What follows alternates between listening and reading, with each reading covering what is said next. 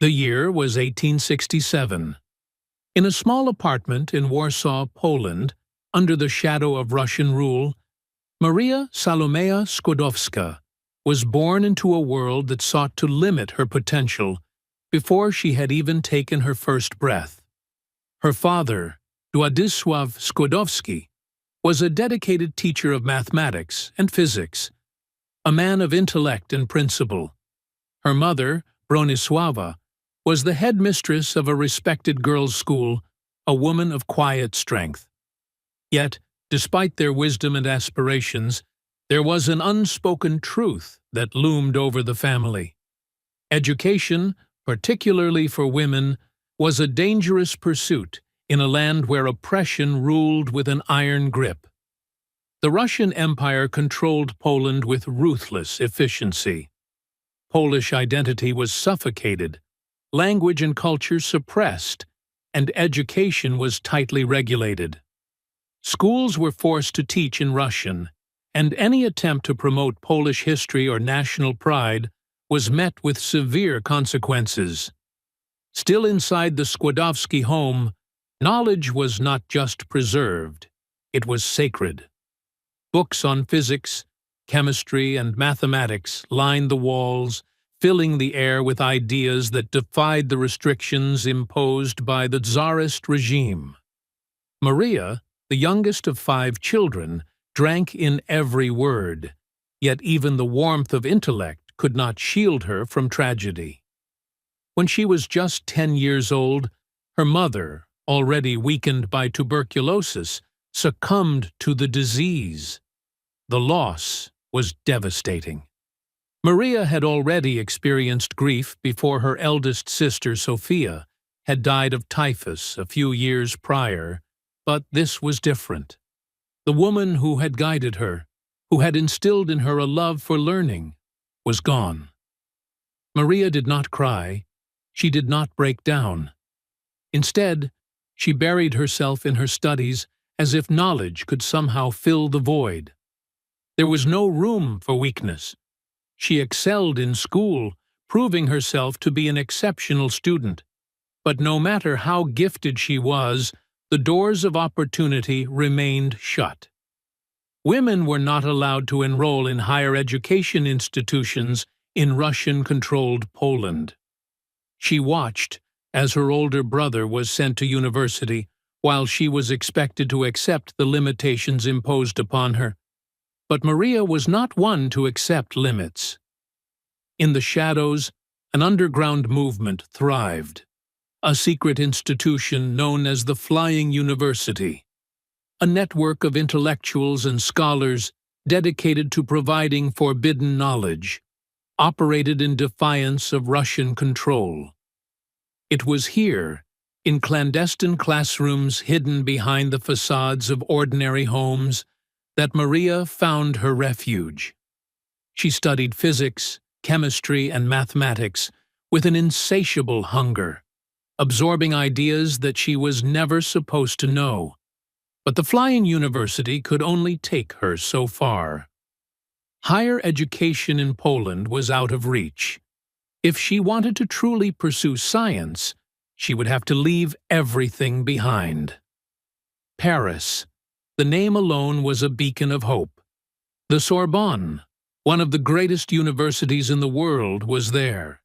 But the cost was insurmountable.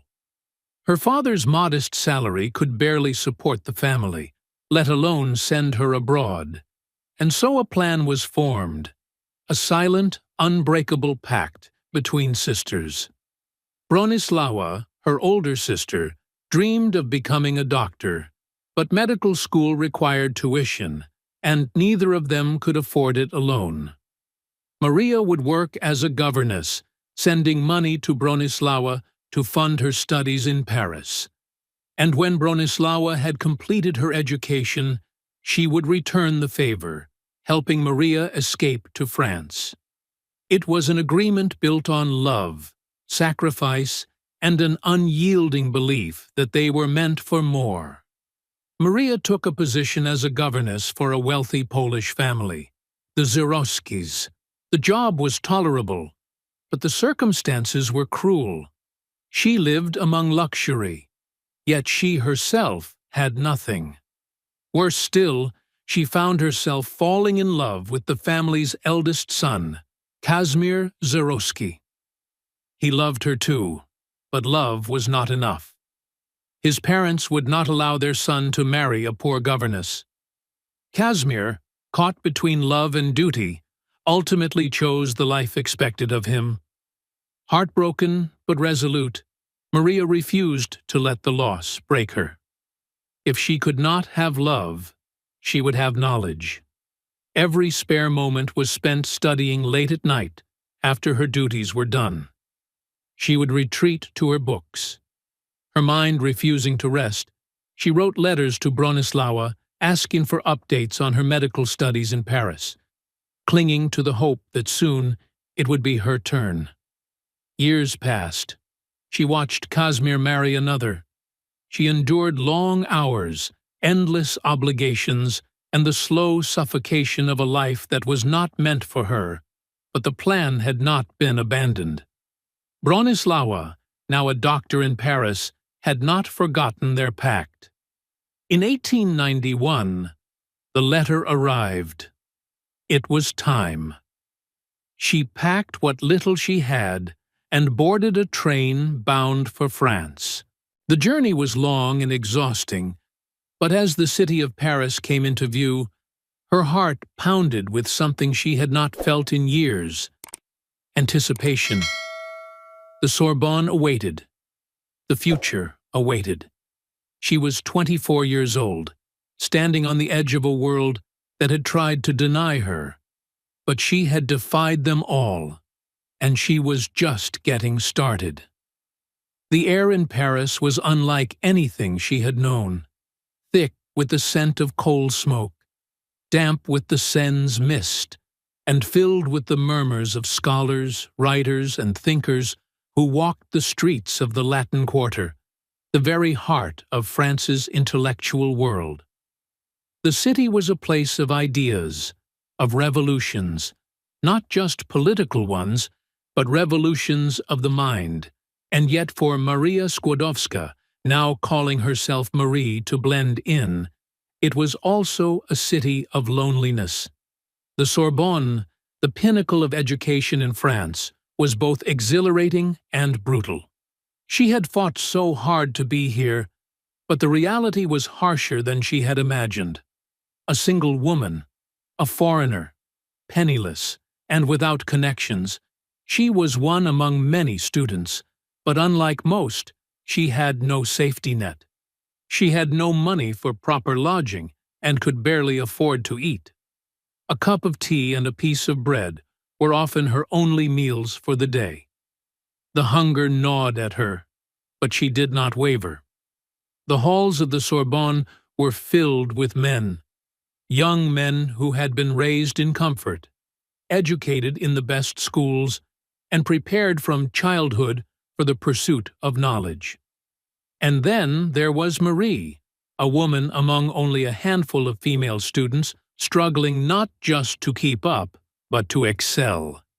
The lectures were in French, a language she had only recently mastered, and the pace was relentless. She took meticulous notes, studying late into the night, her fingers stiff with cold in her tiny, unheated attic room. Sometimes she collapsed from exhaustion, waking up to find her books still open and her candle burned down to nothing. But failure was not an option. Physics, mathematics, and chemistry consumed her. She had a singular focus and an unshakable resolve. She attended lectures by the greatest minds of her time, absorbing their theories, challenging their ideas in her own mind. And soon, something remarkable happened. She began to rise. The professors took notice of the quiet, intense young woman who sat in the front rows scribbling furiously, asking the kind of questions that only the truly brilliant could conceive. Her fellow students, initially dismissive, found themselves seeking her help. The woman they had once overlooked was now surpassing them. Her first degree in physics came in 1893. First in her class, she had done it, but the victory was fleeting. There was no celebration, no respite. Her money had run out. Without funds, she could not continue her education. She was forced to take tutoring jobs teaching the daughters of wealthy families to make just enough to survive. It was a humiliating contrast imparting knowledge to those who had been given everything while she struggled to afford a single meal. But fortune, or perhaps fate, was not done with her yet. In 1894, an opportunity arose, a new project, a new chance to prove herself, and a meeting that would change everything. His name was Marie Curie, a physicist, a man of quiet brilliance as devoted to his work as she was to hers. Unlike many men of his era, he was not threatened by her intellect, he was captivated by it. Their first meeting was arranged by a colleague, and though neither knew it at the time, history was being written in that moment. Pierre had already made significant contributions to science. His work on magnetism was groundbreaking, but he was a solitary figure, uninterested in fame, content in his laboratory. And then Marie entered his life like a force of nature. Their conversations were electrifying, a fusion of minds so rare that it defied convention. She had intended to return to Poland after her studies, but Pierre changed everything. He saw in her a partner, an equal, a woman unlike any he had ever met. He proposed marriage, but she hesitated. Poland still called to her, a voice she could not easily silence. She returned home that summer uncertain of her future, but Poland, despite her love for it, remained a land of limitations. There was no place for a woman scientist, no opportunity to continue her research. The realization was painful. Her homeland had given her birth, but Paris had given her a future. She returned to France to Pierre. This time she did not look back. They were married in July 1895, not in a lavish ceremony, but in a simple civil service without religious rites, without extravagance. There were no jewels, no lace, just two minds. United in purpose, their wedding gift to themselves was a pair of bicycles on which they rode through the countryside, lost in conversation, dreaming of discoveries yet to come. They set up their first laboratory together, a modest, almost primitive space. No grand institutions supported them, no wealthy benefactors provided funding. It was just them, two scientists working side by side, driven by nothing but curiosity. Marie had found her place, but she had no idea that she was on the brink of something that would shake the very foundations of science. The year was 1896, and a discovery had just been made by Henri Becquerel. A physicist studying uranium salts, he had noticed something peculiar. The uranium seemed to emit an invisible energy, a force that could pass through solid matter, leaving traces on photographic plates. It was inexplicable, it was mysterious, and it fascinated Marie. She took the phenomenon and made it her own. Others dismissed it as a curiosity. She saw it as a doorway into the unknown. What was this strange energy? How did it work? She would find out. Hour after hour, day after day, she worked tirelessly, measuring, recording, and experimenting. She coined the term radioactivity to describe the invisible force she was studying. But there was more. She began testing other elements, searching for something beyond uranium.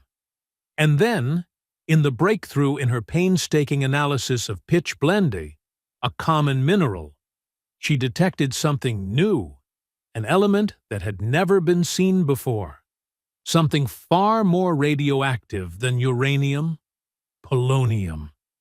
She named it after her beloved Poland, a tribute to the land that had shaped her, even if it had not been able to contain her. But polonium was only the beginning. There was another element hidden in the pitchblende, something even more powerful, something waiting to be found. And so she continued pushing beyond exhaustion, beyond reason, beyond the limits of the human body. The laboratory was small, damp, and poorly equipped, but it was theirs. Amid rusting instruments and wooden tables covered in powders and minerals, Marie and Pierre Curie worked in silent synchrony. The world outside might have dismissed them. Two unknown scientists were chasing an enigma, but inside these walls, history was being rewritten. They had already uncovered polonium, an element Marie had named in honor of her homeland. But something else lurked within the pitchblende, something even more potent. Their discovery had begun with Henri Becquerel's chance observation that uranium emitted an invisible energy, something beyond the known laws of physics. But while others dismissed it as an anomaly, Marie saw a question waiting to be answered. Why did this energy persist? Could other materials possess similar properties? The more she experimented, the more she became certain the effect was not unique to uranium. Pitchblende, a heavy, dark mineral, was supposed to contain only uranium, but when she measured its radioactivity, the results defied explanation. It was more active than pure uranium itself. Something else, something unknown, was contributing to this powerful emission, an element beyond the periodic table, beyond human knowledge. The implications were staggering. She tested, measured, and calculated over and over. The numbers never lied. The mysterious element was real. Pierre, drawn into her obsession, abandoned his own research to join her. He had spent years studying crystals and magnetism, but this was different. This was a doorway into the unknown, and together they embarked on a journey that would push them to the brink of exhaustion and beyond. They needed proof.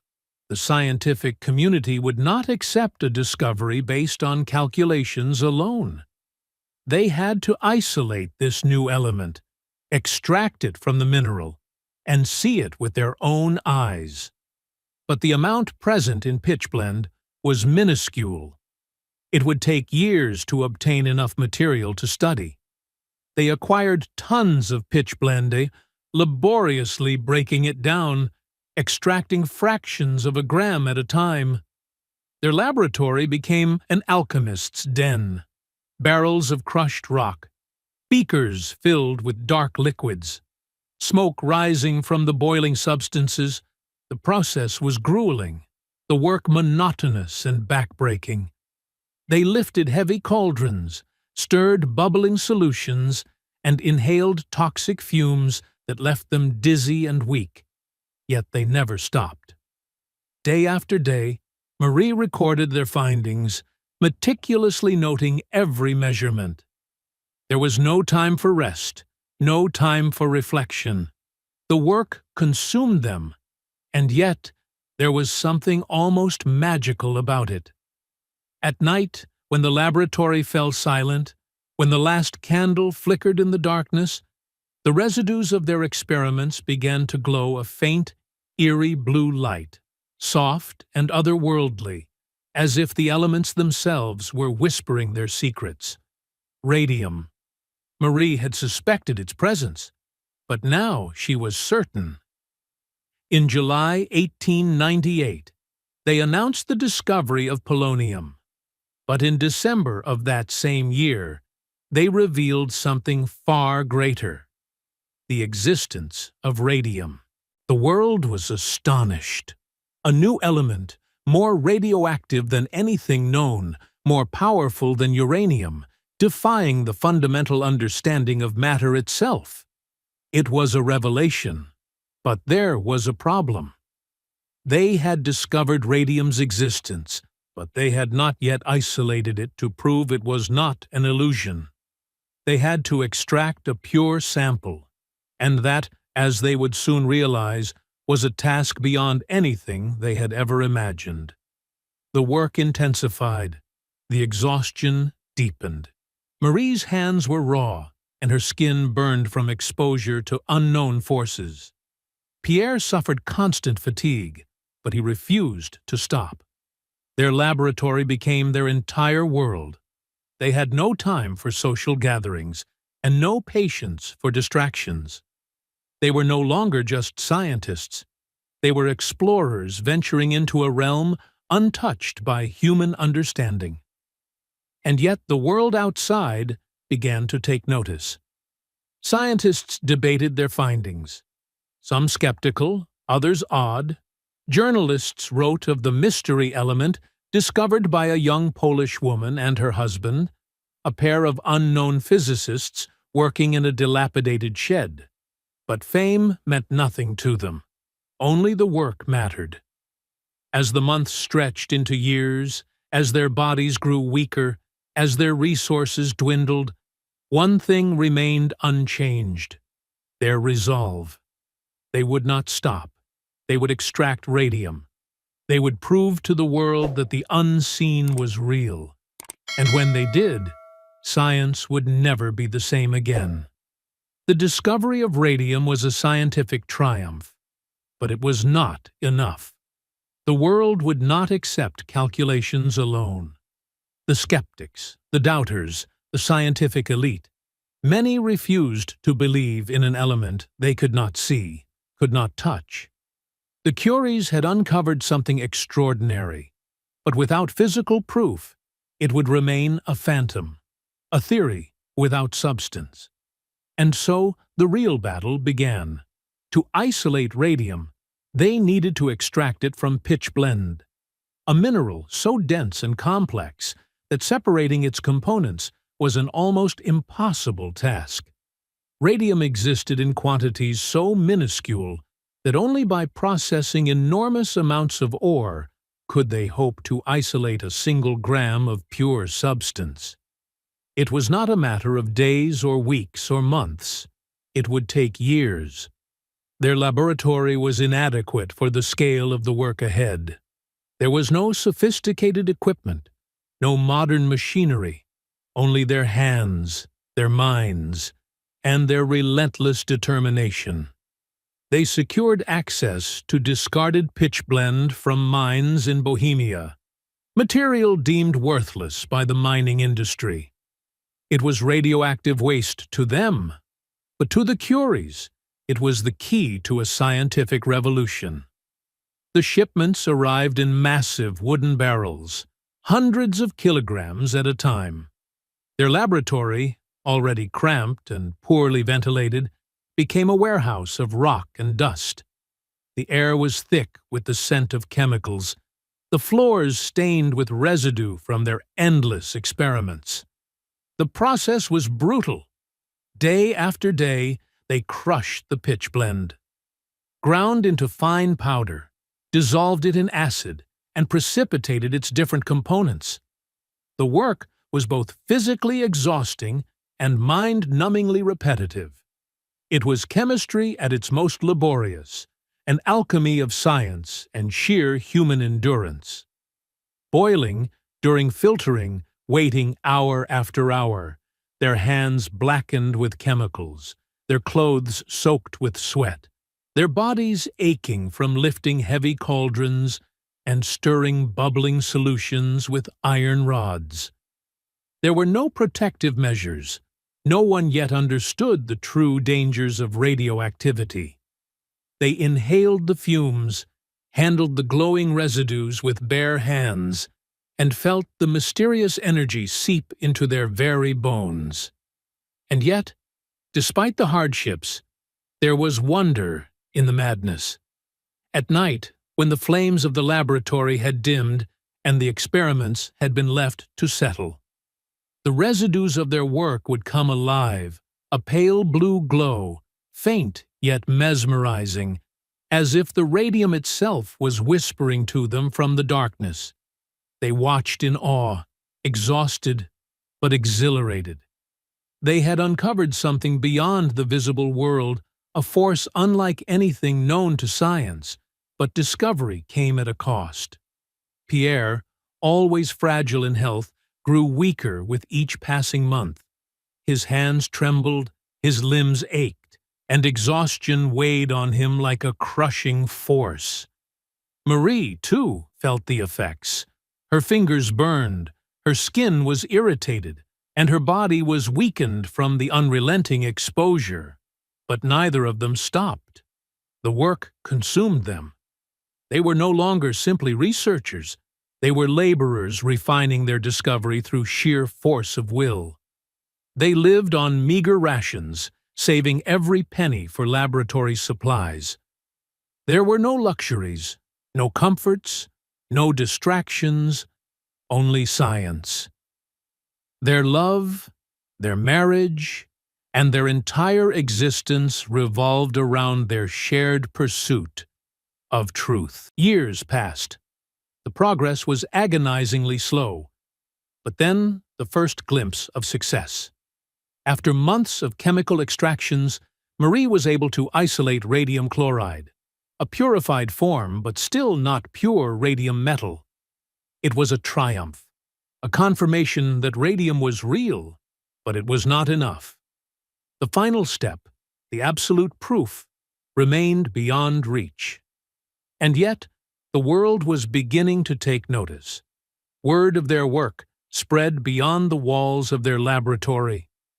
Scientists across Europe spoke of the mysterious woman from Poland and her quiet, determined husband. The discovery of radium was becoming more than just an academic curiosity. It was a sensation. In 1902, after years of toil, Marie finally succeeded. Through endless refinement, through processes repeated thousands of times, she isolated 1/10 of a gram of pure radium chloride. It was the first time in history that the element had been seen in its true form, a substance unlike anything known to man.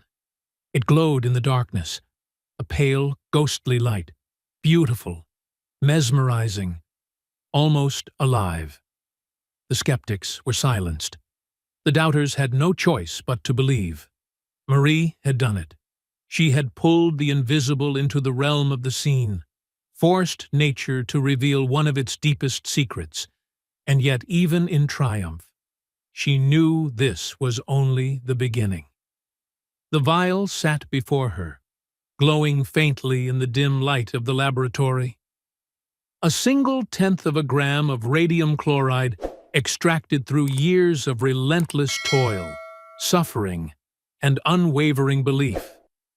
It was unlike anything the world had ever seen, a material that seemed almost alive, an element that defied the known laws of nature. The journey had been long, grueling, and at times nearly unbearable, but now she had done it. Marie's hands trembled not with hesitation, but with exhaustion. She had spent years exposing herself to the unknown energy of radium, its invisible rays penetrating her skin, burning her fingertips, and weakening her body in ways she did not yet understand. Pierre, too, had grown frail, his limbs aching, his strength diminishing, yet neither had ever considered stopping. They had sacrificed everything: comfort, health, and financial security. They had no fortune, no prestigious positions, only an unshakable dedication to science. While others in the academic world published theories and debated over formulas, Marie and Pierre had worked in the trenches of discovery, turning barrels of rock into history. But science does not exist in a vacuum. The world outside their laboratory had taken notice. The whispers of their work had turned into discussions, the discussions into debates, and soon recognition had followed. In 1903, the Royal Swedish Academy of Sciences announced that the Nobel Prize in Physics would be awarded to 3 scientists: Henri Becquerel, Pierre Curie, and Marie Curie. It was unprecedented. A woman had never won a Nobel Prize. The very idea was enough to unsettle the rigid structures of the scientific community. At first, the Academy had intended to honor only Pierre and Becquerel. Marie's contribution had been overlooked, dismissed as the work of a mere assistant, but Pierre, ever her equal in both love and intellect, refused to accept the honor without her. He insisted that she be recognized, that history acknowledges what was undeniable. Marie was not a helper, not a spectator. She was the very core of their work, and so her name was added. When the news arrived, Marie did not react with excitement. There was no celebration, no moment of triumph. She simply continued her work because the prize did not matter to her. The discovery did. The science did. Fame was fleeting, but knowledge was permanent. But the world had changed around her. Overnight, she became a symbol, a woman who had defied expectations, broken barriers, and rewritten the rules. Journalists sought her out, eager to craft a narrative around this extraordinary figure. This Polish immigrant who had risen to the heights of scientific achievement. Some marveled at her brilliance, while others viewed her as an anomaly, an exception to the rule. Yet even as accolades poured in, she remained detached. She had never sought recognition, only truth. She and Pierre were still living in the same modest conditions, still struggling to fund their research, still suffering from the effects of prolonged exposure to radium. At the Nobel Prize ceremony in Stockholm, they were celebrated, honored, and deeply uncomfortable. Pierre, ever the introvert, despised the attention, and Marie found it equally distracting. The formalities, the dinners, the endless speeches, none of it mattered to them. They longed to return to their laboratory, to the only place where they truly felt at home. But even in triumph, shadows loomed. Pierre's health was deteriorating. His body, once strong, was now failing him. The constant exposure to radiation had left him chronically fatigued, his bones aching, and his hands shaking. At times, he could barely stand. Marie, too, felt the effects. She ignored the pain in her fingers, the strange weakness that crept into her limbs. They did not yet understand the consequences of their work, did not know that the very substance they had uncovered was slowly poisoning them. But there was no stopping now. With the Nobel Prize came a financial award, money that could finally provide them with a proper laboratory, with better equipment, with the resources they had long lacked. For the first time, they had the means to push their research further, to expand their understanding of radioactivity, to see just how deep this mystery went. And yet, the world wanted more from them. Invitations poured in from universities, scientific societies, and government institutions. Everyone wanted to hear from the Curies, to bask in their brilliance, to claim a piece of their legacy. But Pierre resisted. He hated the attention, the obligation to perform for an audience that could never understand the true weight of discovery. Marie, as always, was unshaken. She understood that science was not just about the work. It was about the future. Their discoveries had the potential to change medicine, to transform industries, and to unlock new realms of knowledge. And so, even as exhaustion threatened to consume her, she pressed on. But Pierre was slipping away. The world celebrated their achievements, but within the walls of their home, something unspoken lingered. A fear, a silent acknowledgement that time was running out. And then, In an instant, everything changed. One rainy afternoon on April 19, 1906, Pierre Curie stepped onto the streets of Paris. His mind no doubt lost in thought, his body weary from years of relentless pursuit. He was crossing Rue Dauphine when a horse-drawn carriage, heavy with cargo, thundered toward him. He did not see it. The horse reared, the wheels turned, and Pierre was gone. The news shattered Marie's world. Her partner, her equal, the man who had stood by her in every struggle, in every triumph, was gone in an instant, crushed beneath the weight of a world that had never truly understood him. She did not cry. She did not collapse. She did what she had always done. She continued.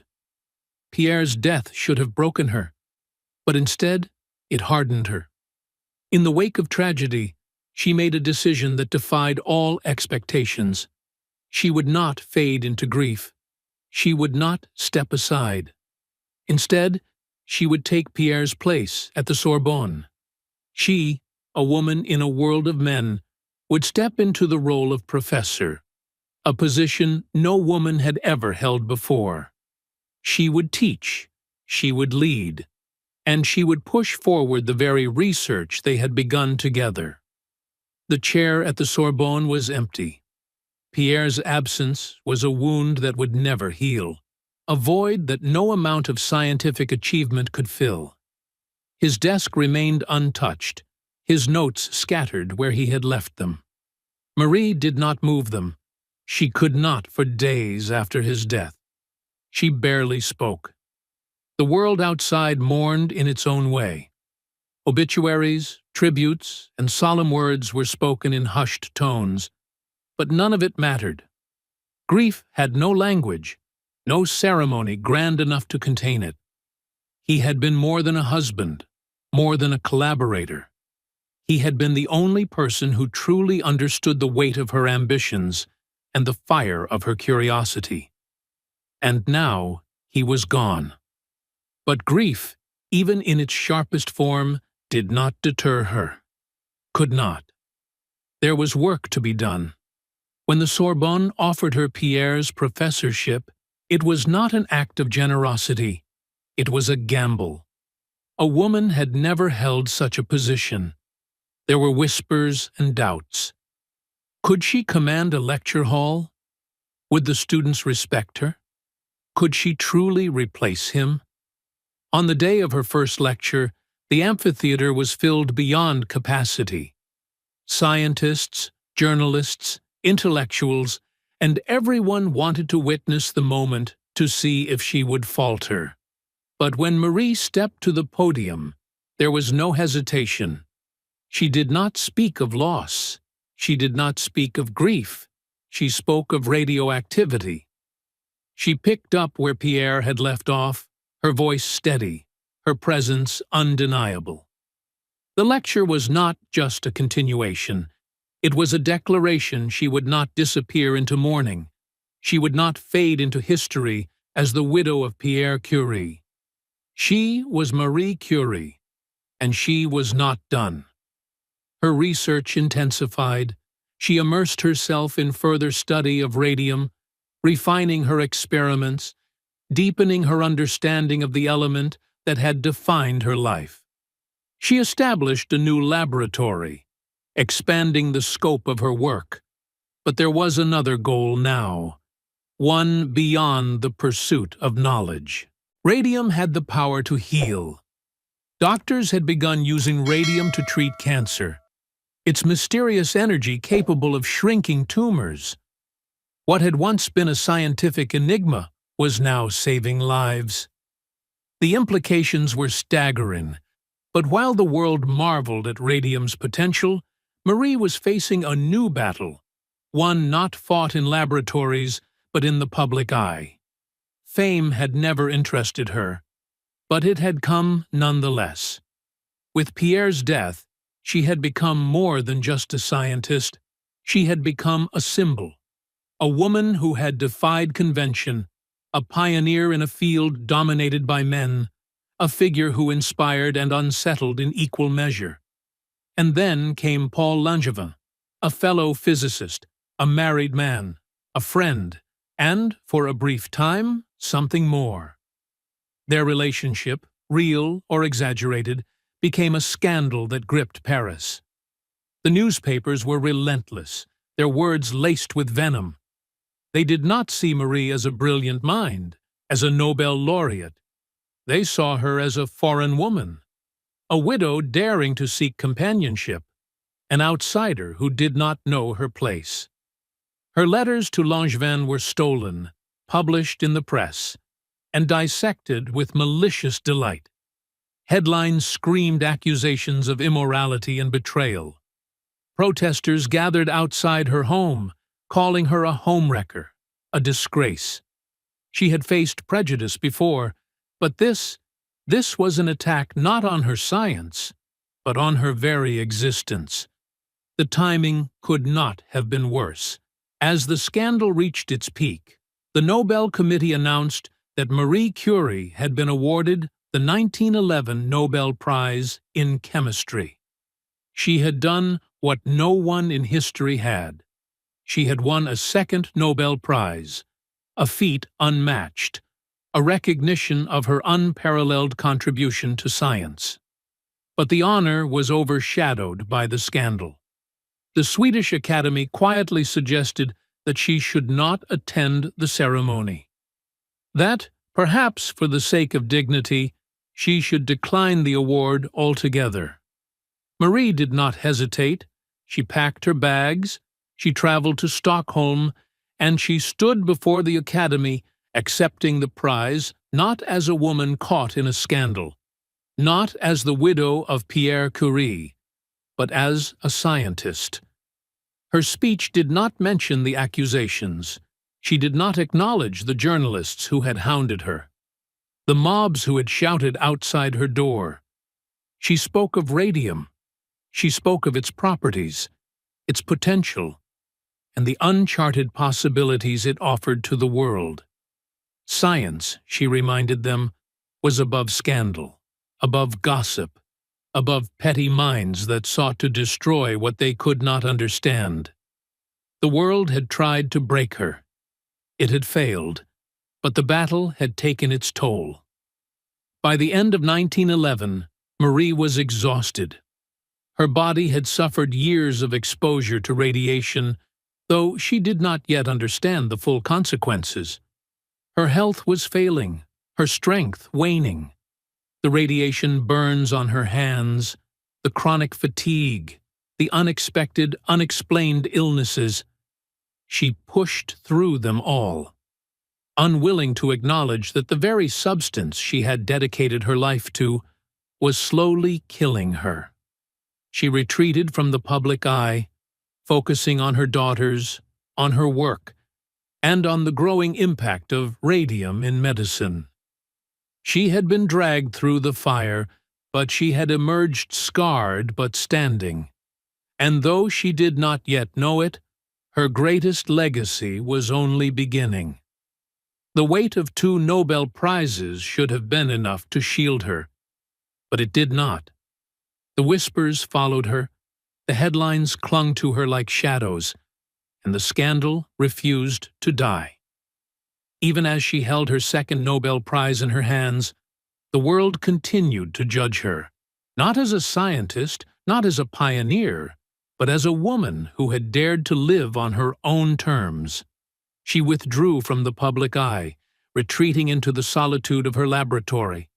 The world outside was too loud, too cruel. Science had always been her refuge, the one place where she was untouchable, where equations and discoveries did not care for rumors or reputations, and so she did what she had always done.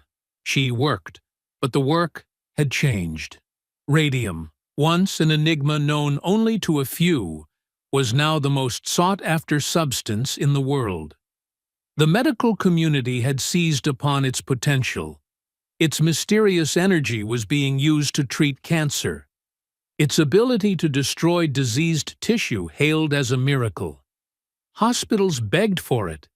Industries fought to control it. Radium had become more valuable than gold, more powerful than anyone had imagined, and yet Marie refused to profit from it. Others urged her to patent her process, to claim ownership over the element she had uncovered. She could have been wealthy beyond measure, but wealth had never interested her. Science was for everyone. Knowledge was not to be locked away behind legal barriers.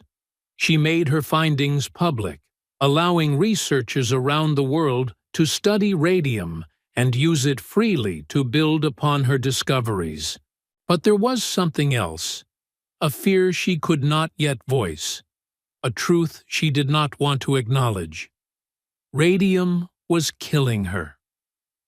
She ignored the warning signs, the constant fatigue, the burns on her hands, and the strange illnesses that plagued her. She had spent years handling radium without protection, unaware of the invisible danger it carried. The glowing vials she had once admired now left her bones aching. Her body was weak, but she refused to stop. Her daughters, Erin and Eve, were her only solace. They were growing, learning, and watching. Erin, in particular, had inherited her mother's passion for science. Marie saw herself in her brilliant, determined relentless. But was this the future she wanted for her child? A life of isolation, a world that would judge her by her gender before her mind? And then the war came. The world was shifting, nations rising against each other, and suddenly radium was no longer just a scientific marvel. It was a weapon, a resource, and a tool that governments sought to harness. But Marie had no time for politics, no patience for war, until she realized that she could not ignore it. Soldiers were dying by the thousands. Wounds that might have been treatable were left to fester. Bodies shattered by bullets and shrapnel lay unattended on the battlefield. And then it struck her. X-rays. The very energy she had spent her life studying could be used to save lives, and so Marie Curie, the scientist, became something else. She would not stand by while men died. She would bring science to the battlefield, and once again the world would see just how far she was willing to go. The war consumed everything. Cities crumbled, borders bled, and the world drowned in its own violence. Marie had spent her life studying forces invisible to the human eye, but nothing she had ever encountered was as destructive as this. World War I was unlike any conflict before it. Machines replaced men. Science fueled destruction, and the battlefield was a place of horror beyond imagination. But science could do more than kill. As reports of the wounded flooded in, she read of men dying not just from bullets and explosions, but from infections from amputations performed too late. From doctors who worked in the dark, blindly cutting through flesh with no way of seeing the damage inside. It was chaos, crude and unforgiving, and utterly unnecessary. Marie knew there was another way: X-rays. She had studied them for years and understood their power. With X-ray machines, doctors could see inside the body without cutting it open, locate bullets, detect fractures, and operate with precision. But hospitals were far from the front lines, and transporting the wounded was often impossible. If the soldiers could not reach the X-rays, then the X-rays would have to reach the soldiers. She designed mobile radiology units, small transportable machines fitted into vans capable of bringing X-ray technology to the battlefield itself. They would be called Petite Curies, but she was not content to simply design them. She wanted to be there to see them work, to ensure they made a difference. At the age of 47, Marie Curie, a two-time Nobel Prize winner, and a world-renowned scientist, trained herself as a radiologist and learned how to drive. She had never been behind the wheel of a vehicle before, but now she piloted her own mobile X-ray unit straight into the heart of the war. The battlefields were nothing like the quiet order of her laboratory. The stench of blood and burning flesh clung to the air. The sound of distant explosions shook the ground beneath her. She saw things no scientist was ever meant to see. Bodies torn apart, young men crying out for their mothers, and doctors whose hands trembled from exhaustion. But when she stepped into the makeshift operating rooms, she did not flinch. She set up the machines herself, trained nurses, and assisted doctors. She placed X-ray plates beneath shattered limbs, adjusted the tubes, and illuminated the unseen wounds within. The doctors who had once operated blindly now had a guide, a way to save lives instead of taking them. She did not sleep. She barely ate. She traveled from one battlefield to the next, moving through the war like a ghost, appearing wherever she was needed, then disappearing again. And she was not alone. Her daughter, Irin, just 17, joined her. Together, mother and daughter worked side by side, watching the war through the cold glow of the X-ray screen, bearing witness to human suffering on a scale few could comprehend. The soldiers called Marie their Madame Curie, but to them she was more than a name. She was a savior. By the end of the war, her mobile units had examined over 1 million wounded soldiers. She had no medals, no official honors, and no recognition from the government. And she did not care. She had done what science was meant to do. She had saved lives, but the war had taken its toll. Her body, already weakened by years of exposure to radium, was deteriorating. The endless stress, the exhaustion, the radiation. She could feel it in her bones, in the tremble of her hands, in the darkness that clouded her vision when she worked for too long without rest. She did not stop. She had spent years watching radium glow in the dark, but now when she looked at her hands, she saw something else. A slow death. The war was over, but her battle back was just beginning. The war had ended, but the scars remained. Cities lay in ruins, nations grieved their dead, and the world struggled to piece itself back together. Marie Curie had done her part. She had stood on the front lines, bringing science to the battlefield, saving lives where war sought to take them, and now she returned to her true home, the laboratory. But something had changed. Her body, once resilient, now betrayed her. Exhaustion did not fade. The pain in her hands did not subside. She ignored it as she always had. There was too much left to do. Radium, once a scientific curiosity, had become a sensation. It was no longer confined to research institutions and hospitals. It had entered the world of commerce, of beauty, of industry. Products boasting miraculous radium flooded the market. Radium water for health, radium-infused face creams for eternal youth, and radium-laced toothpaste for a perfect smile. It was hailed as a gift from science, a cure for ailments, and a force of rejuvenation. Marie watched with unease. She had never claimed radium to be harmless. She had not understood its dangers in the beginning, but she knew now something was wrong. Her own body told her so. The burns on her hands, the unrelenting fatigue, the way her vision blurred after long hours in the lab. Something was deeply, irreversibly wrong. But the world did not listen. Factories were built, employing young women to paint watch dials with radium-laced paint. They were told it was safe, that the glow was harmless. They licked their brushes to form fine points, unknowingly swallowing tiny doses of poison every single day.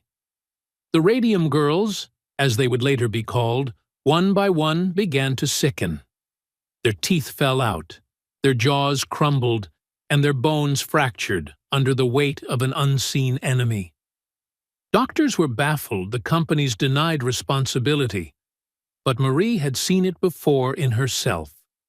She had spent decades handling radium with her bare hands, breathing in its invisible energy, letting it seep into her very bones. She had thought it was a wonder. Now she understood the cost.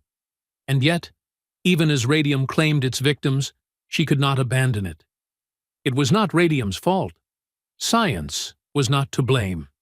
It was ignorance, human greed, the reckless desire to commercialize what had not yet been fully understood. Marie still believed in radium's potential, not as a beauty product, not as a luxury, but as a force for good cancer treatment. She had seen firsthand that radium could shrink tumors, destroy disease cells, and give hope to the hopeless. But if it was to be used in medicine, it had to be controlled, studied properly, and handled with caution. She made it her mission to build a place where this could happen, a research institute dedicated not to industry, not to profit, but to science and medicine. A place where radium could be understood, where its dangers could be studied alongside its potential. The Radium Institute she fought for funding, for recognition, and for the right to continue her work despite the whispers that followed her. She was aging, they said. She was ill. She had lost her touch. They did not know her. She had never worked for recognition, never fought for praise. She had only ever fought for knowledge, and now she fought for the future. By 1921, the Radium Institute was becoming a reality. Scientists flocked to it, eager to study radioactivity, to push the boundaries of what was possible. And yet, there was one obstacle Marie could not overcome. She did not have enough radium. Despite having discovered it, despite dedicating her life to it, she had almost no access to pure radium. The element had become too expensive, too rare. Her institute could not function without it, and so for the first time in her life, she did something she had never done before. She left the laboratory. She went to America. It was an unusual sight. Marie Curie, the reserved, reclusive scientist, the woman who had spent her life in dimly lit laboratories and war hospitals, now found herself standing before crowds, before flashing cameras, before the expectant gaze of the world. She had never sought fame, never desired the stage, yet here she was, crossing the Atlantic to ask for what should have rightfully been hers: radium. She had given it to the world, and yet she had none for herself. The very element she had isolated, the discovery that had shattered the boundaries of science, was now locked behind financial barriers, hoarded by industries that saw it as a commodity rather than a key to knowledge. The price of radium had soared beyond what any scientist, no matter how decorated, could afford. Without it, the Radium Institute would be nothing more than an idea, an unfinished promise, so she did what she had to do. She traveled to America, reluctantly stepping into the public eye. The journey was orchestrated by powerful admirers, chief among them the journalist and socialite Missy Maloney, who had convinced Marie that the world owed her a debt. If the scientific community would not fund her, perhaps the people would, and the people did. America embraced her like a hero returning from battle. She was celebrated, paraded through cities, given honorary degrees, and hailed as the woman who had changed the face of science. She met the President of the United States, Warren G. Harding, who personally presented her with a gram of radium worth $100,000 raised through donations from thousands of Americans who believed in her work. It was enough to fuel the research to ensure that her institute would thrive, that radium would be used not as a gimmick, not as a novelty, but as a weapon against disease. But the trip took its toll. Marie had never enjoyed the spotlight, never cared for the weight of public expectation. She had endured the speeches, the interviews, and the endless receptions. But all she wanted was to return to her laboratory, to the quiet, measured world of discovery. She had spent her life in the pursuit of knowledge, and now time was slipping away. Her body was failing her. She had ignored the signs for too long, dismissed the weakness in her hands, the fatigue that never faded, and the way her vision blurred even in the brightest light.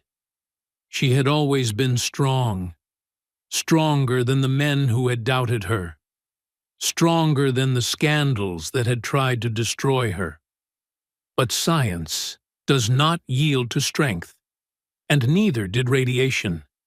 It had lived inside her for years, seeping into her bones, poisoning her blood, and unraveling her from the inside. She knew she had known for a long time, though she never spoke of it. What would be the point? The damage had been done, and she would not allow it to slow her. There was still too much left unfinished. Her daughters watched her with growing concern. Erin, now a scientist in her own right, had inherited her mother's relentless pursuit of knowledge. Eve, the younger, had taken a different path, drawn to music, to writing, to the world outside the cold steel of laboratories. They saw what she would not admit. She was growing weaker. She continued to work even as the pain deepened. She spoke in measured tones, never complaining, never wavering, but the weight of her illness was undeniable. The once steady hands that had held the future of science now trembled as she wrote. By the early 1930s, her world had grown smaller. The institute thrived, the research continued, but she no longer had the strength to lead it.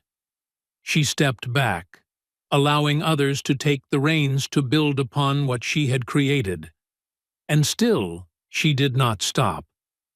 She traveled once more to America in 1929, this time to secure more radium for a laboratory in Warsaw. One final gift to the homeland that had shaped her, though it had never been able to hold her. She met Albert Einstein, who had long admired her and who saw in her a mind like no other. He walked with her along the shores of Lake Geneva, speaking of science, of philosophy, and of the future. He later wrote that she was perhaps the only person he had ever known who had not been corrupted by fame. But she was fading. By 1932, the symptoms could no longer be ignored.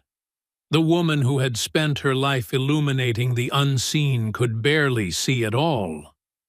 The light that had once guided her was dimming, and though she had spent her life defying limits, there were some that even she could not overcome. She had lived for discovery, and now she had little time left to see where it would lead. The air in the Swiss mountains was thin, but it was quiet, peaceful in a way that laboratories and lecture halls never were. Marie Curie had come here in the hope that the fresh mountain air would revive her, that perhaps distance from her life's work, the radium, the laboratories, the endless research, would give her strength. But science was not something she could step away from, nor was the damage it had done to her body something that fresh air could undo. Her vision was failing. The world around her had grown blurred and indistinct. The pain in her bones, which she had ignored for years, had become constant. An ache that no amount of willpower could suppress. Fatigue clung to her like a shadow, heavier than ever before. She had spent a lifetime working through exhaustion, through grief, through doubt, and through scandal. But this was different. She had always been resilient. Now her body was betraying her.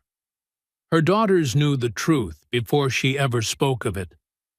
Erin, who had followed her mother's path into science, had seen the signs before Marie was willing to admit them. Eve, who had chosen a different path.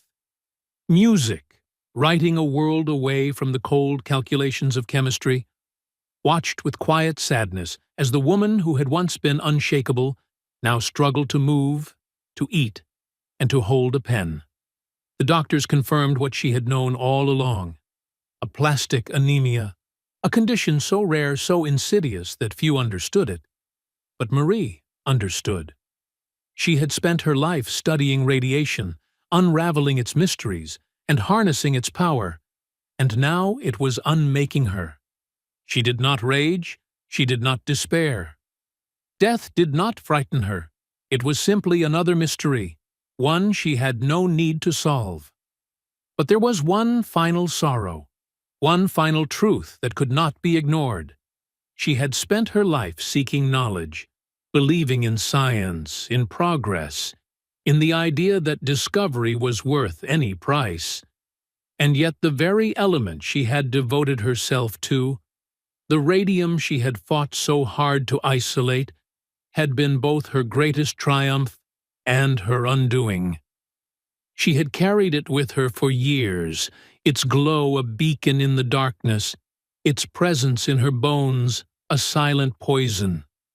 She had never feared hard work, never flinched in the face of suffering, but she had never imagined that the thing she had given so freely to the world would be what took everything from her in the end. In the final months, she left the laboratory for good. She no longer had the strength to work, to teach, or to lecture. Her hands, once so steady, trembled when she tried to write. Even reading, once her greatest solace, had become difficult, and yet she did not complain. She had never been one for sentimentality, never indulged in self-pity. She had lived her life on her own terms, fought for her place in a world that had not wanted to give it to her, and she had won. She spent her last days surrounded by those she loved. Erin sat beside her, their conversations now quiet, the discussions of physics and chemistry replaced by something more intimate, unspoken but understood. Eve played music for her, filling the silence with the soft notes of a piano, the kind of beauty that existed beyond equations and experiments. And then, on July 4th, 1934, in a small sanatorium in France, Marie Curie, two-time Nobel laureate and pioneer of radioactivity, the woman who had changed science forever, closed her eyes for the last time. She left behind no riches, no grand estate, no fortune amassed from her discoveries. But she left something greater, a legacy that would never fade. The news spread quickly. Marie Curie, the woman who had revolutionized science, was gone. Across the world, tributes poured in. Scientists, world leaders, students, and ordinary people alike recognized that they had lost someone irreplaceable. But even in death, she was not forgotten. She had never sought wealth, never cared for recognition, and never fought for personal fame. Yet her work had changed the world. The radium she had uncovered, the research she had pioneered, and the principles she had lived by remained etched into history.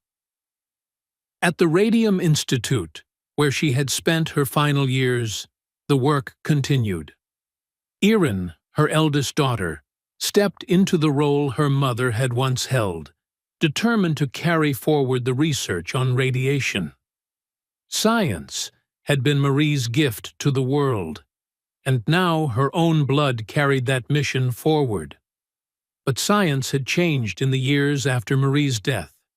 The understanding of radiation deepened. The invisible force she had studied so tirelessly was no longer a mystery. It was now both a cure and a weapon, a force that could heal or destroy. Medical researchers built upon her discoveries, refining radiation therapy, learning how to harness radium's power to treat cancer. Hospitals across the world used it, giving hope to those once thought beyond saving. But while medicine embraced radium, another force had seized it as well. Physicists began to explore the energy locked within the atom itself. The discovery of nuclear fission in 1938, just 4 years after Marie's death, there was a breakthrough that would reshape the world. The very principles she had uncovered now led to something unimaginable: the atomic bomb. It was not her work, not her intention, but the chain of discovery she had helped set in motion had led to this moment. The element she had spent her life studying, the field she had pioneered, had given mankind the power to destroy itself. Would she have approved? Would she have condemned it? No one could say. She had always believed in science as a force for good, and in discovery as a means of bettering the world. She had never feared knowledge, never shied away from its consequences. But the power of science was in the hands of those who wielded it. As the world stood on the brink of another war, as scientists debated the ethics of their newfound power, one thing remained certain: Marie Curie's name would never be forgotten. The war had ended, but the echoes of its destruction remained. Science, the very force that Marie Curie had dedicated her life to, had changed the course of history, first as a tool of healing, then as a force of annihilation. The atomic bomb had redefined the world's relationship with radiation, leaving behind questions that had no easy answers. And yet, even as nuclear power cast its long shadow over the 20th century, Marie's true legacy endured. Her discoveries had not just altered physics, they had transformed medicine. Radium therapy, the technique she had pioneered, was now saving lives in ways she could never have imagined. Cancer treatment, once a hopeless battle, had found a new weapon. Patients who had once been given no chance of survival now had hope, all because of her work.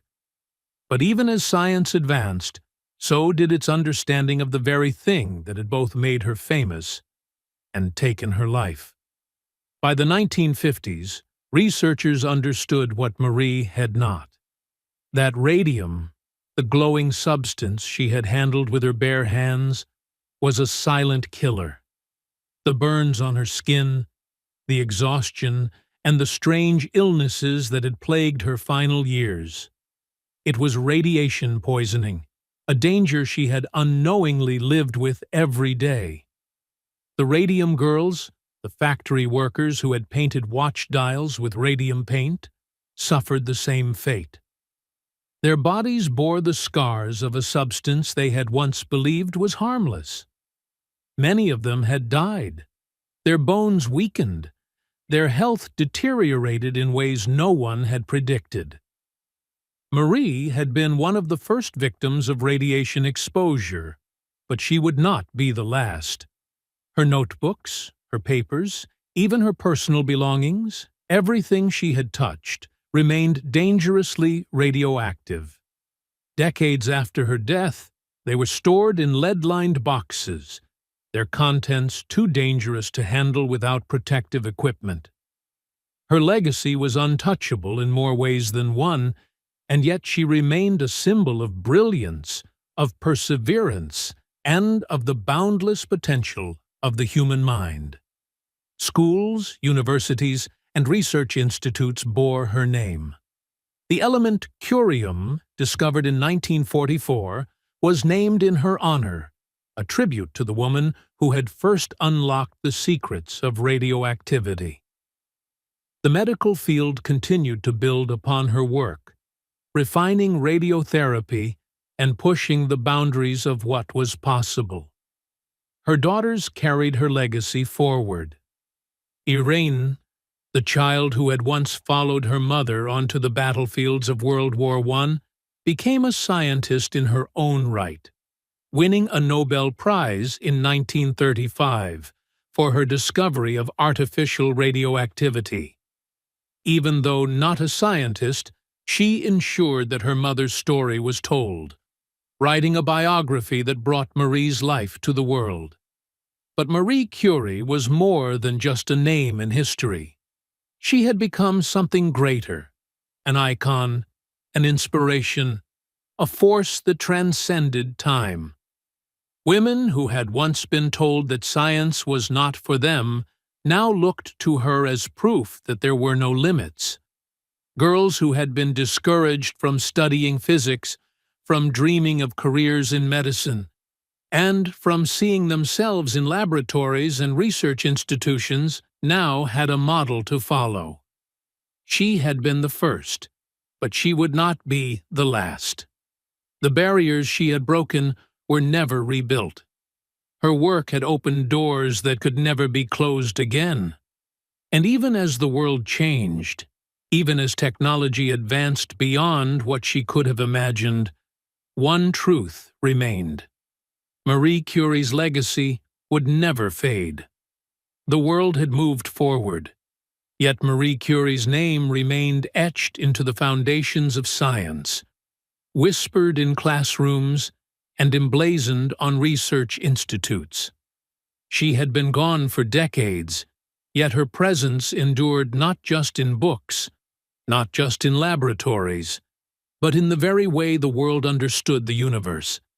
She had uncovered something greater than radium, greater than polonium. She had uncovered the power of perseverance, of relentless curiosity, of a mind unwilling to yield to convention. She had lived in a time when women were expected to remain silent, yet she had spoken louder than most. She had entered a world where science belonged to men, yet she had reshaped it with her own hands. She had never sought fame, yet she became one of the most celebrated figures in history. Her work had not just advanced human knowledge, it had changed what was possible. The field of medicine owed her its evolution. Cancer treatment, which had once been nothing more than desperate hope, now carried the precision of radiation therapy. Hospitals bore her name, research institutes carried on her mission, and doctors used the very element she had dedicated her life to in order to heal where once there had been no cure. Physics had been reshaped by her discoveries. The concept of radioactivity, once a mystery, had become a cornerstone of modern science. Her research had laid the foundation for nuclear energy, for advancements in medicine, and for new understandings of the universe itself. But her true legacy was not just in the equations, not just in the discoveries. It was in the minds she had inspired. Generations of women followed in her footsteps, their path made possible by the barriers she had shattered. She had not fought for recognition, yet she had won it. She had not sought to be a symbol, yet she had become one, and in the quiet of history, long after the applause had faded, after the scandals had been forgotten, after the world had moved forward, her light still shone. The glow of radium, once a mystery, had revealed itself to be dangerous. The element she had given to the world had been used to both heal and destroy. But the true light she had left behind was not the glow of a substance, not the physical traces of her work. It was the light of knowledge of a woman who had refused to be defined by limits, of a scientist who had changed the world, not because she sought to, but because she could not accept anything less than the truth. Marie Curie had never feared the unknown. She had embraced it, pursued it, and uncovered it piece by piece. And because of her, the world would never see science the same way again. She had once said, "One never notices what has been done. One can only see what remains to be done." And though she was gone, her work was far from finished.